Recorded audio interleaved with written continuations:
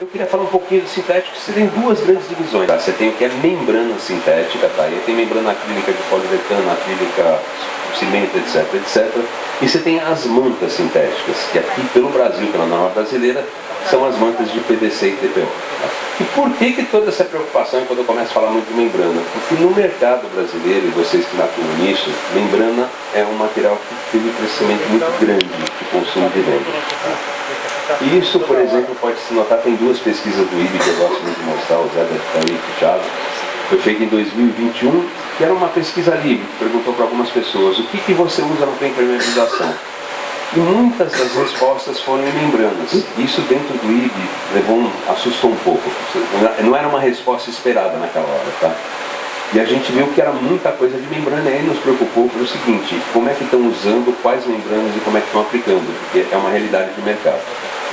E a segunda parte da pesquisa ficou mais grave ainda para a gente, porque a gente perguntou, não era uma pergunta excludente, ele podia fazer uso isso, uso manta, uso cimentício, uso membrana, e aí a gente começou a perguntar, que área que você usa para impermeabilizar?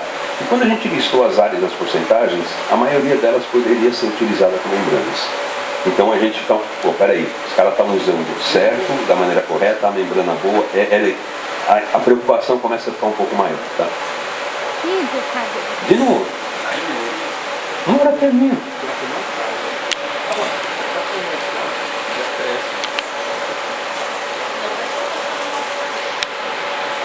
Beleza. Vamos lá, gente. Só um detalhe para a gente saber, por isso que eu vou falar a próxima slide.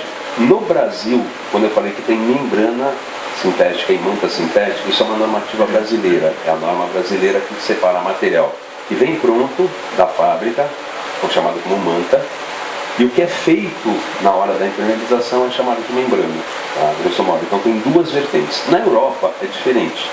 Na Europa tem a norma mãe, que é a nossa 9575, a deles é 1504/2, que é uma norma que fala assim, tem três tipos de impermeabilização e tudo que eu boto em cima de um substrato, de uma base, de uma superfície, é chamado de membrana.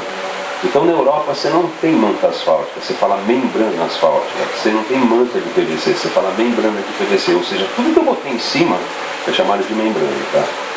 Por isso então, eu só relembro, se a gente tem aqui também como manta, aqui na Europa é chamado de membrana, o PVC, o TPO, tem algumas características básicas, não é o objetivo, nem eu queria só comentar que ele existe entre os sintéticos, tá? E ele tem uma característica muito grande que ele é muito importante, que ele fica flutuante, tá? Então ele independe da condição do substrato, uma vez que é uma impermeabilização que você flutua em cima do substrato. O substrato que dá muito ruim, é uma das características, mas é muito importante, você consegue impermeabilizar sem depender da condição do substrato, sem ter que refazer aquele substrato. E aí, como teve esse comentário desse grande amigo do Rio, que a manta asfáltica era um produto industrializado, por isso tinha uma aceitação tão grande, então eu faço uma segunda provocação. O PVC também é um produto que vem pronto, ele vem industrializado. Então talvez por isso explique a grande aceitação dele na Europa, que está começando a vir com mais força para o Brasil. Porque também é um produto pronto. Você pegou, comprou e aplicou. Então eu brinquei e até falei que para mim o PVC é como se fosse o carro elétrico em relação às mantas que são um combustível fóssil. Tá? É uma evolução, mas é um material pronto também, então tem sua importância. Mas vamos lá. Quando você fala do sintético, vocês têm dois tipos de fabricação de sintéticos que tem no mundo. Você tem um fabricante A, que é aquele cara que tem um produto que serve para um monte de coisa. E você tem o fabricante B, que é o fabricante de larga escala, que normalmente é um cara que tem um leque de produtos, uma gama de produtos que ele começa a pegar. Para essa demanda tem um monte de produto, para essa demanda tem um monte de produto. Então depende do desenvolvimento que você tenha de cada pesquisa e desenvolvimento, de cada departamento das indústrias. Mas o fato é que são produtos industrializados, tá? Mas o que eu queria chegar para falar para vocês é uma coisa um pouquinho maior. Dar um olhar macro nessa história. Que seria o quê? Uma provocação, tá? Um questionamento para todo mundo, para a gente parar para pensar juntos. Chutando aqui, tá? Hipotético, tá? Cor não importa, tamanho não importa. Você tem isso de fabricante no Brasil. Tem os maiores, tem os menores. E vamos dividir eles, como a gente falou naquela classificação que a gente tinha. Dentro deles você tem o que é asfalto, que é a maior parte, você tem o cimentício e você tem o sintético. Beleza? Só que nós temos um problema. Esse asfalto ele vai crescer, não é indefinido. Você tem uma limitação de matéria-prima, você tem uma limitação de fornecimento do carro. Você tem hoje em dia um monte de coisas contra, que é o próprio carro elétrico, carbono zero, etc, etc, com os combustíveis fósseis. Então você tem um gargalo aí. Eu arriscaria dizer, tá, que nesse espaço do asfalto, tá, você consegue se movimentar lateralmente. Ou seja, o que vai acontecer? Vamos pegar essa mesma divisão por cores.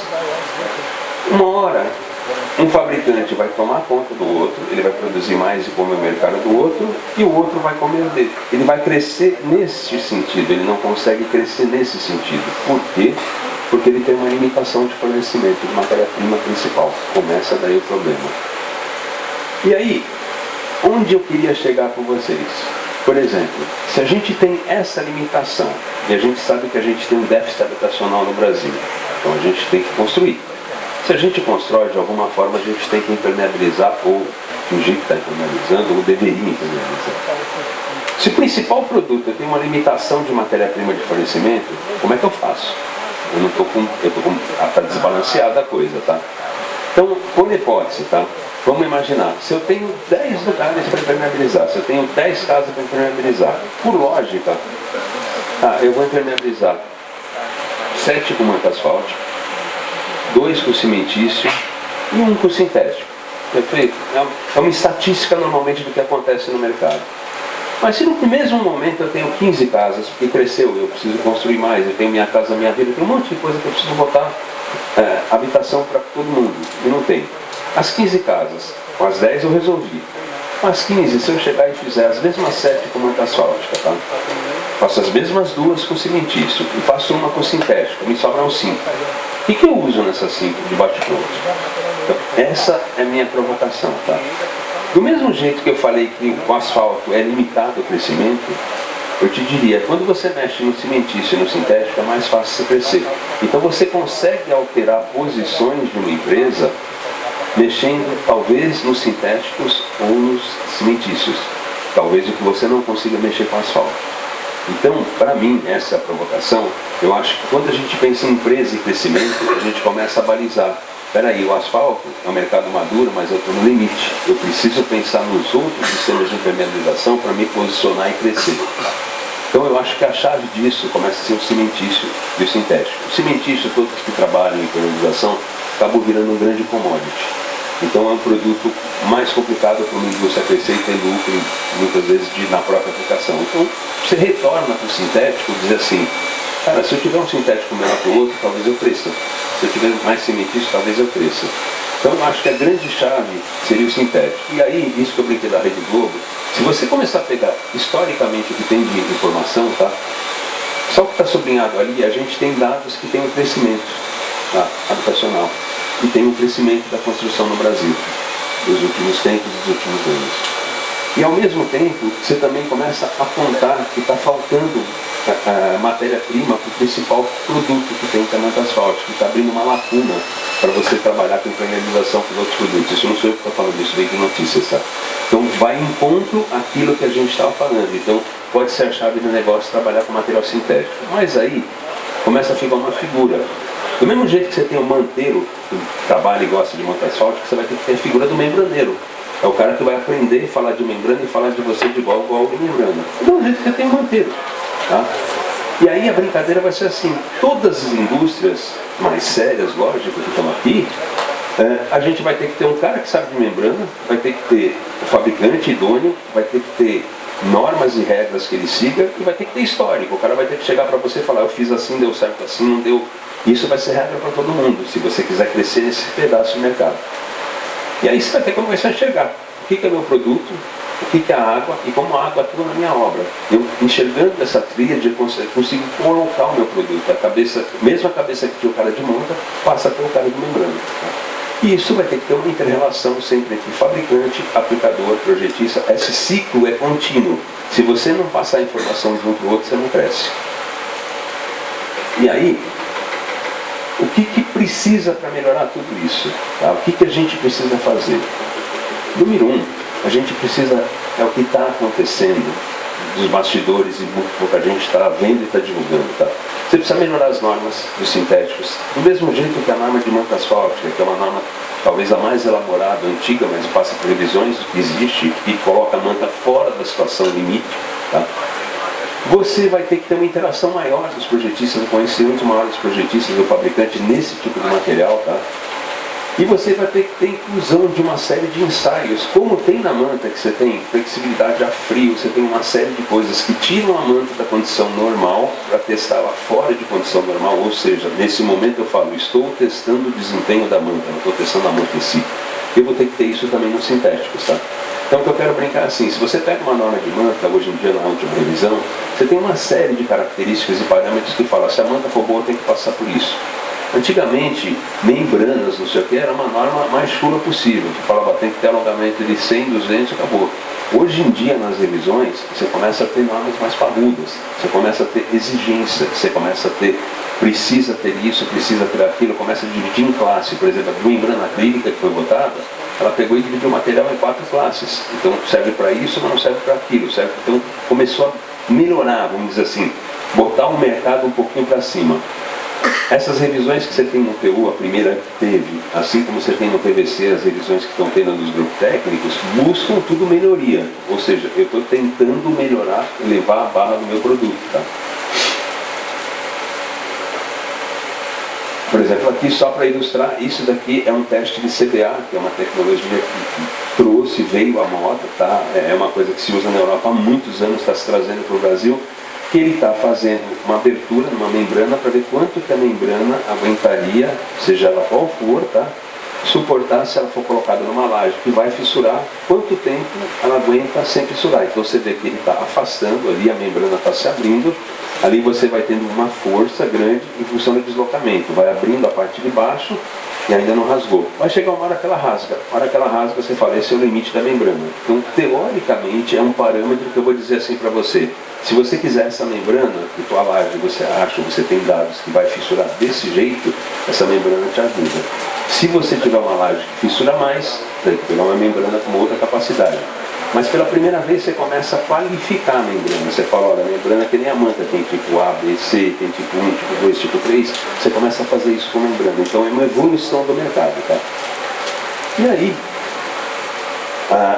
você começa a ter, do mesmo jeito que você tem a manta maçarica, tudo que você desenvolveu para o mercado asfáltico, você vai começar a desenvolver para o sintético. E se vocês começarem a observar do resto, é já que está acontecendo. Então você começa a ter aplicação automatizada, você começa a ter medições de umidade, medições de película seca da membrana formada, medições da película úmida, você tem fissurômetro para ver até quanto você pode ter de fissura que uma membrana vai aguentar. Você começa a se equipar e se municiar de coisas com mais tecnologia para você se poupar do que você se prevenir de possíveis usos. E uma coisa mais importante que eu acho em relação ao aplicador, tá? Meus amigos aplicadores, todo mundo vive no mercado de oportunidade. Então, tem até, Renato sabe bem disso. Quando você se especializa numa coisa nova, quando você é o primeiro a beber água, você vai beber água limpa. Então, você começando a fazer uma coisa que pouca gente faz e você se especializando, você está talvez na frente do mercado. Mas para frente todo mundo tende a igualar. Então pode ser uma grande oportunidade você começar a não deixar nem abandonar o asfalto, etc., mas ter uma possibilidade a mais de mexer, tá? E para finalizar, eu só queria buscar no retrofit, né? Aí uma definição bem teórica do que é retrofit, que vocês fazem hoje em dia como conceito de retrofit, que é pegar, começou na Europa, de edificações antigas e você dá uma garibada, vamos chamar assim, sem perder a característica, né? Tem vantagens, muitas vantagens, você tem, e tem os exemplos de retrofits famosos, aqui você tem o Maracanã, Pinacoteca, coisas que foram feitas de obras virtuosas, tá? Mas você sempre tem o conceito de que pode ser muito mais barato eu mexer numa coisa que está pronta e eu adaptar, mexer estruturalmente, etc., do que ter que construir uma nova do zero. Às vezes não. Depende muito do valor histórico, tá? Mas o que eu queria dizer é que basicamente o que se encontra do retrofit são esses 7, 8 pontos importantes que você precisa para um retrofit. E na minha cabeça, eu começo a ver esses pontos da seguinte forma, tá? Para cada um deles, eu vejo que eu tenho um problema de impermeabilização correlacionado, tá? O que eu faço?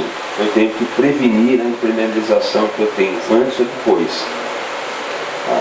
Então, para mim, tudo que você mexe em retrofit, você acaba querendo ou não querendo mexer com impermeabilização do mesmo lado. E aí, mais que isso, eu acho que você começa a ter as buchas, tá? E as buchas, para mim, é assim, para cada bucha, eu enxergo, é cabeça de membraneiro, né? Eu enxergo muitas soluções de membrana. Então, por exemplo, se eu tenho problema no substrato, eu trabalho com PVC, opa, estou dando uma solução que talvez eu tenha muito menos bucha. No retrofit, talvez eu ganhe velocidade.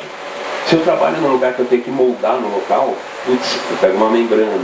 Então, as soluções para mim de retrofit me levam à seguinte conclusão: eu preciso de uma impermeabilização manutenível, eu preciso de alguma coisa que eu molde no local que eu consiga reparar. E aí volta, fecha o ciclo para mim da questão de membranas. E aí, eu queria só agora convidar meus amigos, tá? Rapidamente, agora vai transformar, que eu falei que um chamava a Jéssica e o Rodrigo, né? Agora é Ana Maria Braga e o Jacan, tá? Eles vão pegar a coisa fingindo que vai fazer, vai fingir que está pronta e no momento seguinte está pronto e aplica, tá? Tem 1 minuto para aplicar cada coisa, tá? Então estão os dois aí. E aí, ó, tem um produto, ó. Não é assim que funciona na prática, mas vou mostrar que dá para fazer legal. Então, por exemplo, eu não sei quem que vai aplicar o quê. Membrana acrílica, o Rodrigo, tá? Então é uma membrana acrílica que tem no... Então ele vai mostrar, esse produto já vem pronto ao uso, tá? Então o produto, esse tipo de aplicação, tá? Tem algumas áreas, por exemplo, quando você pega uma planta, então você normalmente trabalha para você colocar um revestimento por cima, é um produto que vem pronto para aplicar, você só tem que homogeneizar e depois você aplica como se fosse uma pintura. Então o Rodrigo vai mostrar mais ou menos como que é feito. Veja bem, aí em 1 minuto ele vai mostrar, depois vai estar pronto. Já fiz que é cozinha da Globo, entendeu? Mas é só para entender que é uma coisa fácil. Não é tão assim simples, não é que você tem que abandonar os preceitos técnicos, mas é mostrando que é uma aplicação que pode ser aprendida e pode ser facilitada. Tá? Então, por exemplo, aqui ele aplicou uma membrana acrílica, se você pensar, deu 3, 2, 1, não deu 1 minuto, ele mostrou.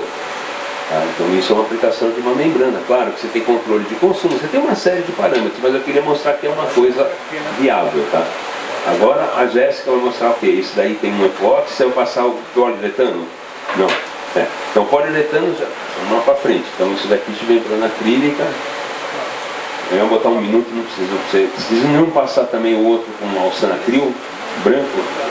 Então vai na sequência, passa você o branco. Então imagina que ele passou aquela membrana acrílica, ele quer deixar exposto num lugar que vai querer reduzir a temperatura. Então ele aplicou isso, tá assim, e aí você vai aplicar uma outra membrana por cima, branca, tá? Só para fazer esse tipo de coisa de cobertura e reduzir a temperatura.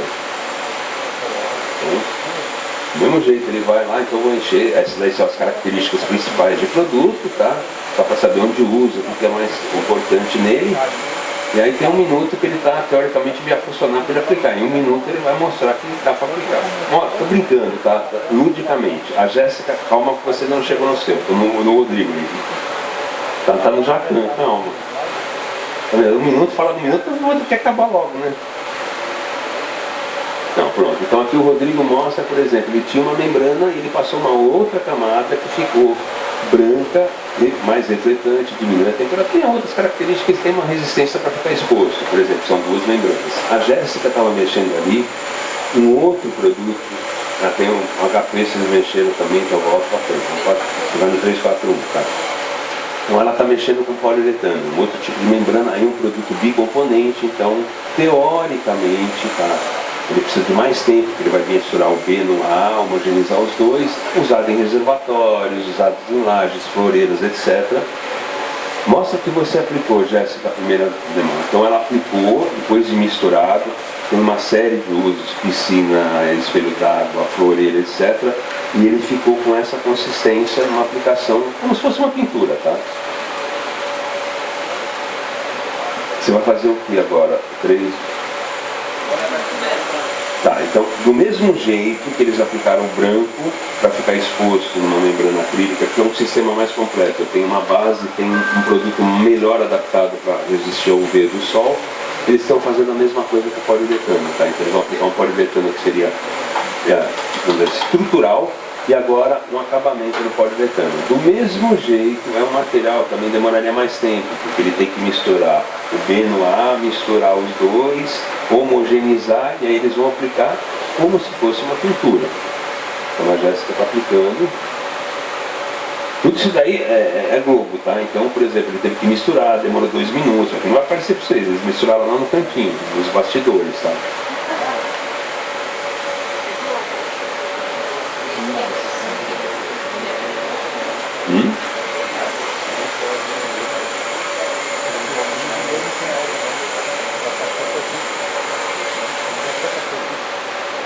Falta só o quê? HP.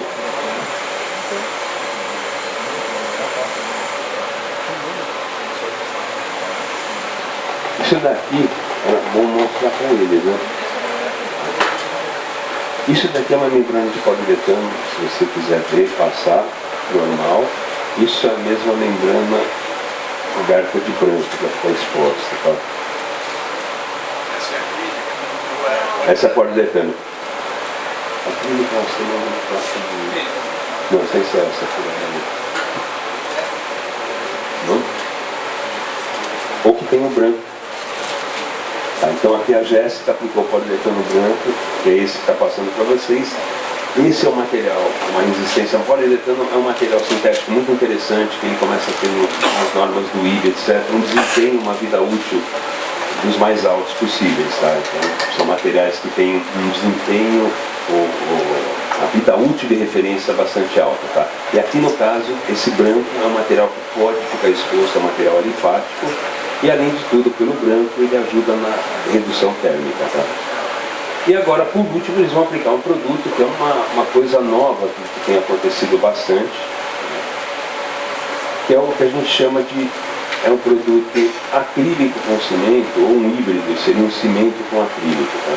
Normalmente é com cimento diferente, nesse caso é um cimento branco, tá, que eles trabalham, e uma resina mais bem elaborada e uma quantidade grande de resina. Tá? Então é um material que você acaba utilizando metade como um material cimentício, metade como uma membrana acrílica. Usaria, por isso que a gente fala que é um híbrido. Então ele usa numa piscina, ele usa em locais onde você vai assentar revestimento, assim como você usa em locais onde fica exposto. Tá? O Rodrigo, do mesmo jeito, eles misturaram o cimento com o produto, tá? O produto, como vem aqui embaixo, vocês podem ver, ele tem cimento branco e uma resina diferente. E aí ele trabalha misturando o produto, aplicando, ele vai ficar na tonalidade azul, pode ficar tanto exposto como receber revestimento. Então, de uma maneira mais rápida, aqui a gente algumas características, eu ia dar os 3 minutos para eles, assim vai.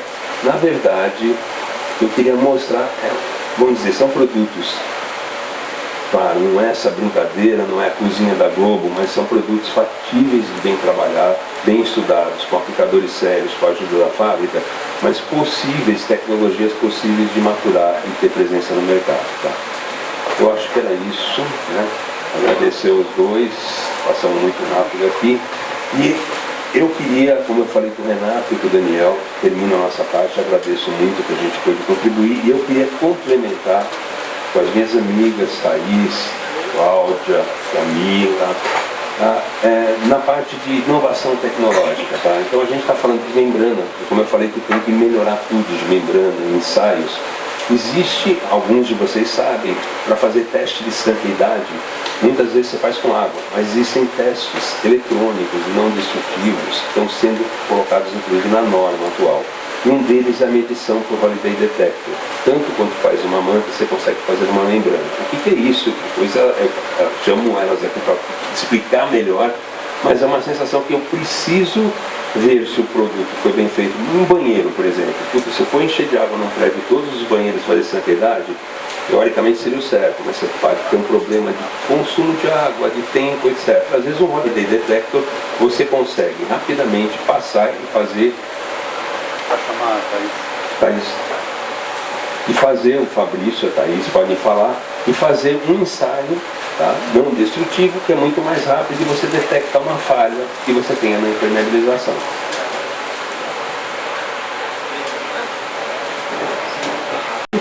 o teste de estanqueidade com água. Ele é um teste de estanqueidade eletrônico. A gente costuma fazer muito isso em lojas de shopping. Porque antigamente o pessoal testava as lojas de shopping. Estava mal executado, vazava na loja de baixo, fazia um estrago. Com isso aí, a gente está testando a impermeabilização e não está estragando os andares inferiores. Vocês podem observar, onde tem furo, ele faz um barulho.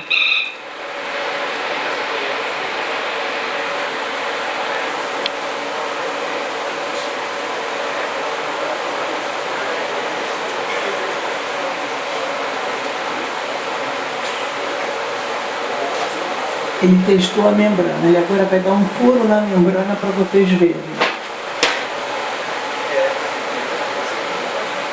Ele testou a membrana e a membrana não tinha vazamento, não tinha buraco nenhum, não tinha nada. Ele agora fez um furo e vai testar de novo. Perceberam?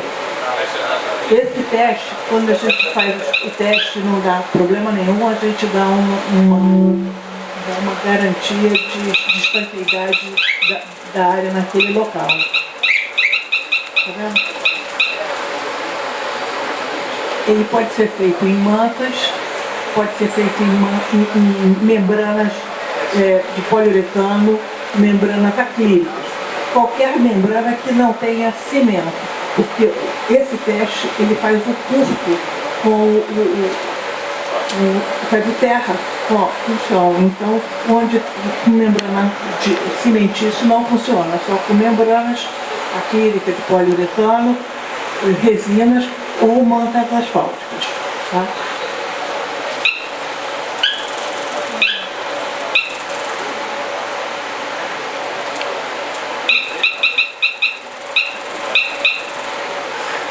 Ok? É uma tecnologia diferente de controle, tá? E muitas vezes, vocês às vezes sabem que existe, sabem que não tem, e tem parceiros aqui no Rio que são especializados em fazer isso.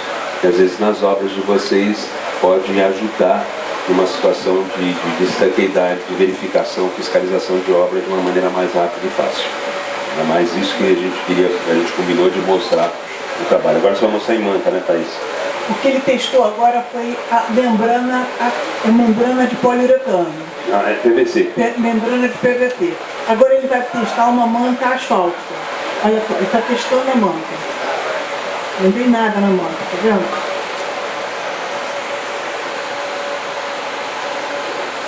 Que está em cima de uma lata para poder fechar o curto, entendeu? Agora ele vai fazer um furinho na manta.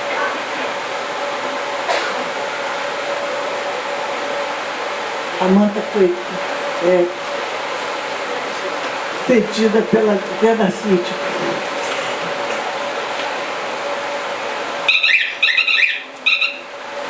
O barulho que é legal, parece que a gente está chamando.